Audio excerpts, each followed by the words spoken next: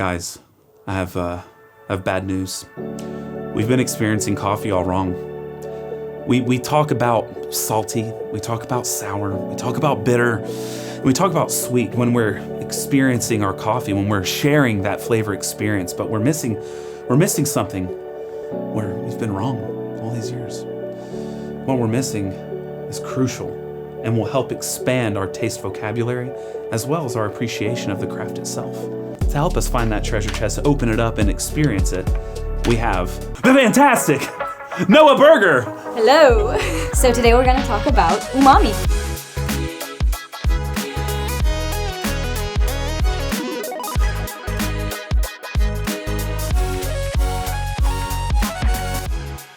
So you might remember we had Noah recently on this video talking about the history of the mocha pot and the Chemex, but today we're going to have her tell us a little bit about umami, the lost flavor that has been around, but we don't really talk about much. So let's dive in.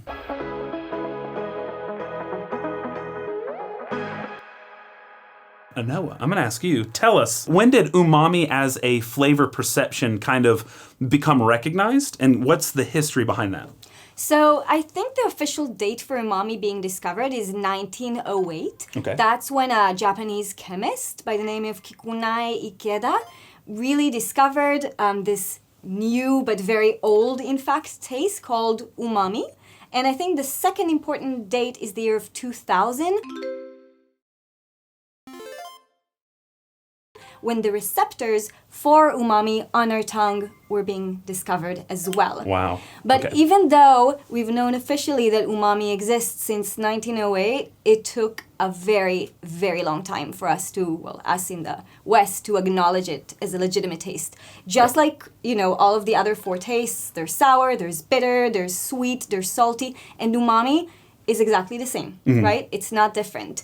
It's an actual taste. It's characterized by a mouthfeel, principally, I think. Like this kind of tongue-coating sensation, salivation, like a very long finish, and something that makes us want to have more of it. So if you think of what kind of connects Parmesan cheese and a bolognese sauce and a nice bowl of miso soup, all of these things are umami. We want to have more of them. But I think most people still think about it as this mystical taste that's not really a thing because they don't know how to describe it, or they think they're not used to it. Yeah. In fact, umami is the first taste that we learn to socially identify because there's a lot of it in mother's milk. Chronologically speaking, it's the first taste we're exposed to. We want more of it because it's good for us, it's good for our body, it has proteins. So if you think about not the chronology of our birth, but more like human history, then umami is actually present in foods for very, very early on. I think some of the most umami-rich foods are present in Italian cuisine, and that comes from the Roman Empire. Okay. So the Roman Empire uses a lot of fish sauce. It's a fermented fish sauce or condiment called garum. And the reason why this sauce is really, really prominent and popular across the Roman Empire is because it's a really vast empire. They need to transport foods over large distances. Salt can be a little hard to get. You need it from the sea. So they discovered that if they take fish and they take mackerels or sardines, these little fish, and they dry them and they salt them and they ferment them over a very long time in big factories, then they can create this amazing, super rich in flavor condiment that's called garum, and they use it all over the Roman Empire. So when talking about umami, and you have a cup of coffee in front of you, what are ways that you experience umami in the cup? What is a taste odor, an experience, or something that you can describe that helps you more fully understand the coffee in front of you? So the tricky thing with umami in coffee, and I think you'll talk about this a little bit more in part 2, that there isn't actually umami in coffee. So similar to there's not actually sugar. Yeah, exactly. There's been a lot of interesting research on how there's actually no sugar, or not much sugar, not enough sugar to be perceived by our threshold. But it's the same with umami as well. There are not enough glutamates. Glutamates are the substances in the food that create this umami experiences. When there's a food that's rich in glutamates, or specifically like free glutamates, glutamates that have been released through cooking or fermenting or aging or something like that, those are actually consumed during roasting. So there isn't much left in the coffee after it's roasted. Yeah. So technically, we're not supposed to be able to sense much umami. Because those receptors aren't actually Yeah, getting because the glutamates. receptors are not getting enough to pass the threshold of umami, basically.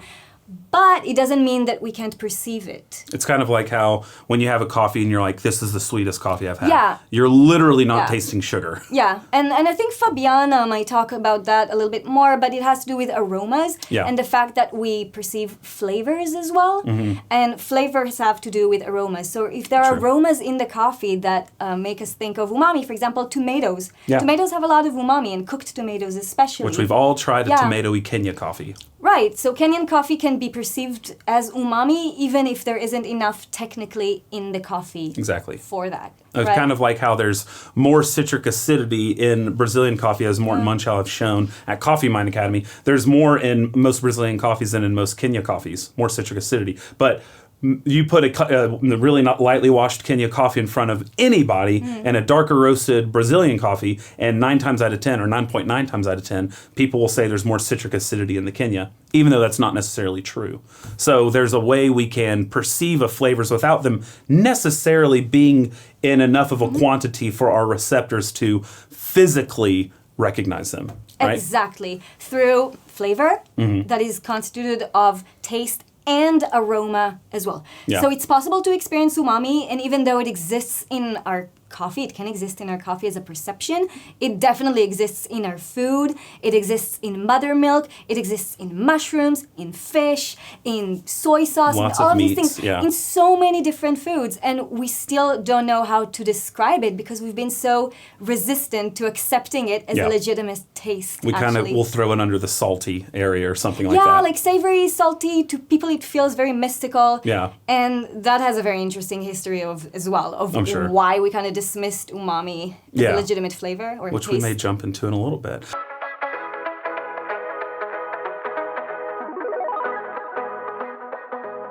With all these different flavor perceptions, actually through evolution, these are predilections in order to help sustain life. If you have too much sour, that's kind of your body's way of telling you like this food may be bad, it may be spoiled.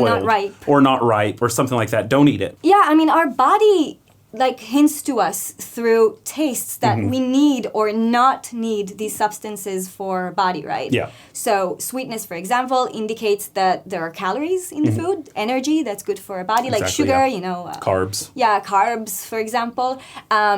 Sour, it can be a bad signal that something is not ripe or rotten as well, but it can be also a good sign that something has what we need to balance the pH levels in our body. Salty, same thing. The food might have different salts like sodium, potassium, etc. to balance our bodies. And umami signals that there are proteins. Because the glutamates that create this umami, they're types of proteins, specifically type of amino acids.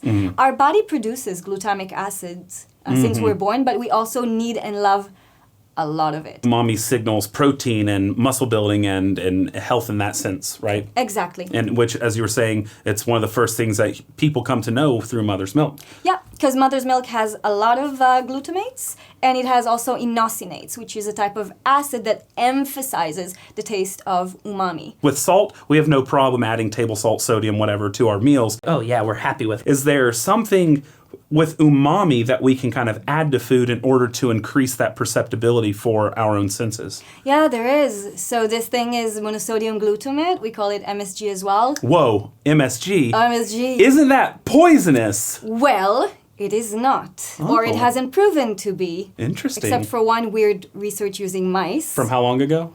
From, I think, the research 1960s, but this all goes back to the 1960s, early 1960s. Okay. Very, very interesting, very, very upsetting story, actually. And the reason why we dislike MSG and treat it as poison has to do with why I think people don't know much about umami and don't accept it as a legitimate taste. Yeah. It has to do also with the fact that, like, for a long time in the West, we kind of leaned on these perceptions promoted by Aristotle on, like, basic flavors that didn't include umami. It included, like, pungent and harsh and stuff like that. Astringent, we kind of dismissed the fact that in Japan and China, they've been talking about umami officially since the beginning of the 20th century, and something about it before, just without giving it a name. Monosodium glutamate is basically an umami kind of salt. Okay. It's not very different than consuming iron from eating meat or consuming iron from taking vitamins, but we still really treat it like it's so bad for you. It's this industrial poison. And there's a very interesting history behind that, actually.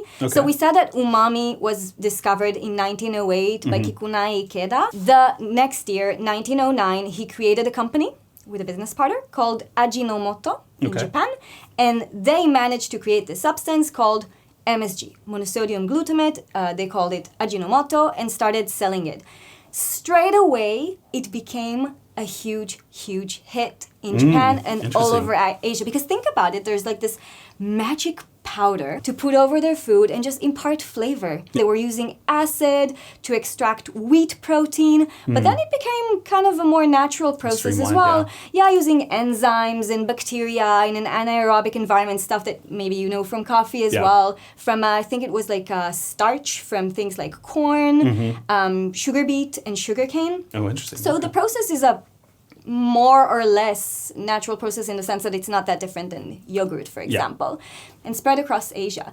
And in Europe as well, they were using umami powders, only they didn't know it was umami powders, which were the bouillon cubes. Bouillon, yes, right? which we still use all throughout the U.S. Which we still use everywhere. So those bouillon cubes are also kind of umami bombs. So when we think of bouillon, normally people think of just salty, but it's not just salty. It's umami as well. It's heavy umami. It's super umami. And that was great for Europeans and Americans at the time, especially when you think that this was the time of like the First World Wars, you know, the beginning of the 20th century. So soldiers were going out to the field, they were eating this very bland food, and those bouillon cubes, those umami bombs, gave so much flavor to flavorless savoriness food. And, So the soldiers come back home from the war, and industrial food is all like the rage. And these umami bombs, like these bouillon cubes, they become super, super popular. Why do people actually start having an issue with them? The 1960s is all about organic food. 1962 is there when Rachel Carson publishes The Silent Spring. It starts off like this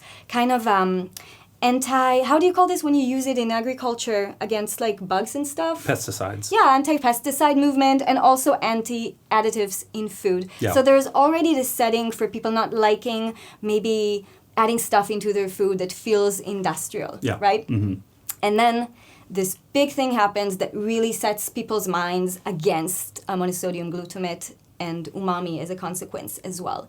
In 1968, an American physician of Chinese origin writes a letter to the New England Journal of Medicine. And in this letter, he writes, I had dinner at a Chinese restaurant yesterday, and I felt bad.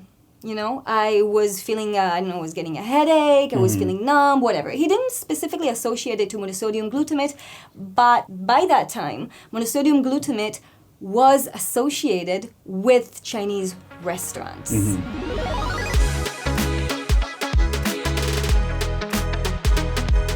So the 19th century, a lot of Chinese migrants start coming to the United States, right? And they're being marginalized. They have to live in separate neighborhood. 1882, the Chinese Exclusion Act passes as well. And they're having a hard time integrating into, you know, regular, normal American life. There's a lot of violence. And a lot of men particularly choose to go and settle in like professions that are considered to be less masculine. You know, notice this, obviously. They're not really especially less masculine. At the time, yeah, especially at the time, like laundry and restaurants. Also, loopholes in the Exclusion Act laws help Chinese migrants like immigrate through entrepreneurship and specifically through opening restaurants. There's like a loophole, there's a, judicial precedence, which makes it much, much easier for migrants to come from China to open restaurants and to bring other people to work with them. So they settle in those restaurants, and those restaurants end up becoming sort of similar. There are associations across the United States that actually present models for restaurants that the Chinese restaurant owners adopt, and they kind of settle in, and these restaurants kind of end up looking really and feeling like the same. Yeah. You know how Chinese restaurants today, they're kind of like, they're all similar to each other, and if you've been to China, they're very different than what you'll find in China as well. There's like a model, almost like a McDonald's, you know, and by the way, there are more Chinese restaurants than McDonald's in the United States. And on the table, instead of table salt, there are MSG or Ajinomoto, you know, bottles. And that really helps make the taste cohesive, to make the model more cohesive across different restaurants, give this flavor to the food. So people come to identify Chinese and Chinese restaurants with monosodium glutamate. So when that physician writes that letter and says, I went to a restaurant and I had a headache and I was feeling numb and I was feeling bad, people deduct that it's because of the monosodium glutamate. Yeah. Because people are against additives and people are going to Chinese restaurants. And then there's a flood of letters to that journal of people saying, oh my God, I went to a Chinese restaurant too and I had MSG and now I'm feeling bad. Anecdote after anecdote. Anecdote after anecdote. And then the journal publishes an editorial speaking about the Chinese restaurant symptom. And that really sets the stage for MSG becoming poison. There's a group of researchers, I don't remember the year, that runs an experiment on mice when they inject monosodium glutamate under the skin of mice and the mice exhibit some symptoms and people really latch onto that and they say, oh my God, then it is poison. Confirmation bias at its finest. And in the years following, there are a lot of researches that don't show that monosodium glutamate is poison in any kind of way. In 1990, the FDA actually rules it as being safe for consumption, and still people insist. To the point, by the way, that baby formulas, they don't have monosodium glutamate or they don't have umami to them like mother's milk do because people are so afraid of it. There are those stickers that are all over food, you know? So in a way, I think it has to do with that's my anthropological explanation. It has to do with our fear, I think, of the other and the exotic. This sounds preposterous to us today, ridiculous, right? But if we think about COVID, for example, we still are experiencing these kind of fears associating people or places or origins with their food and the contamination or spread of disease. You think about how everyone talked about, not everyone, but some people talked about how the Chinese eat pangolins, for example. We don't know.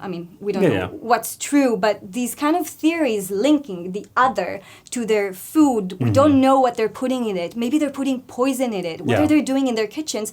I think that really, really set people against monosodium glutamate without having actual proof that it's bad. I'm not a chemist. I'm not a biochemist. I'm not a doctor. I'm not telling anyone, go and chug MSG. I don't know that it's healthy. I don't know that it's good for you. Generally speaking, I think the consensus is that it's best to consume things from their origin, right? To get all the nutrients and everything that you need. Of course. But there isn't enough proof to tell us that it's the poison that people have made it to be.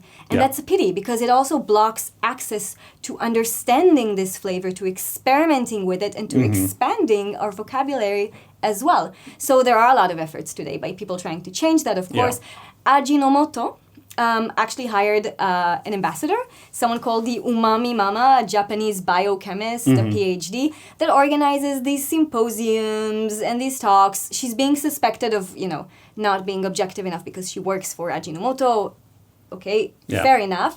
But still, there are a lot of actors today in science and also chefs as well that are trying to promote this message that umami is a legitimate taste. You should try it. You should expand your vocabulary. You should know it. We should make new things off it. David Chang is making a lot of different misos from pesto and from truffles that grow on corn in the Andes and hummus and all kinds of stuff like that, chickpeas. And so they're trying to really convey this message that umami is a thing, but also that umami and MSG are not so different. The reason why we think it's bad for us is cultural and historical. And we should open our minds and look into that. Everyone should do their own research and trust their own judgment on whether they should consume, sugar, table salt, or monosodium glutamate. Umami actually, literally in Japanese means umai, which is taste in two senses. In the more hedonic sense of tasty, yummy, but also in the more sensory aspect of something that tastes that's meaty, that's savory. And mi means essence. So umami means the essence of taste. Increases all the other tastes as well. And it has this nice, long-lasting aspect to it as well. Yeah. They give it to the elderly today. Some elderly people struggle with a salivation, and umami makes you salivate more. It increases your appetite as well. Oh, so is there a connection between that and like phosphoric, the sensation of phosphoric acid when you're drinking coffee, you think? Like when the mouth-watering, I don't know, chemically speaking, if it's related or comparable, but it does give you this salivation and can increase your appetite as well. Yeah. I did not know that. Like Parmesan. People watching this, homebrewers, baristas, whoever might be watching this, how can they take this knowledge and implement it into their next coffee tasting?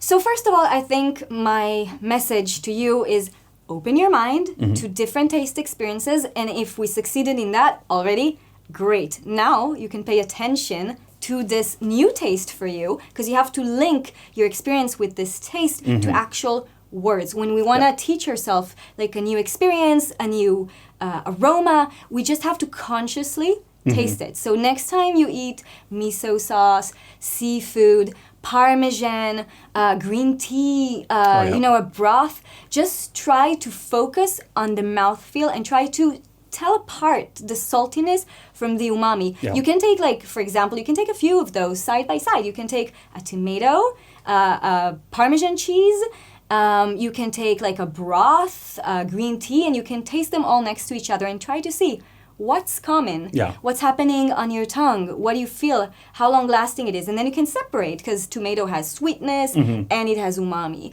And soy sauce has saltiness and it has umami. It takes time and it takes practice. We need to build like an olfactory and a bank of like memories and words, linking them together to be able to identify it. And your experience will be much richer. By the way, they're doing a lot of research into new tastes now as we speak. So in the future, we will maybe speak about starchy, metallic. So be open to learning, new categories. They're not set in stone. Yeah. And we don't know everything yet. Yeah, and when you learn a new category, it absolutely opens up your tasting in general. Yeah. So, when you start in coffee, you're sitting there going, oh, I can't really taste anything but bitter and chocolate. And then as you go on, that same coffee now becomes 10 tasting notes that you're experiencing. Try some good foods with heavy umami. Try to differentiate between them and kind of grow your perception of that, especially those of us in the West who have very little experience looking for that. But until next time, thank you, Noah.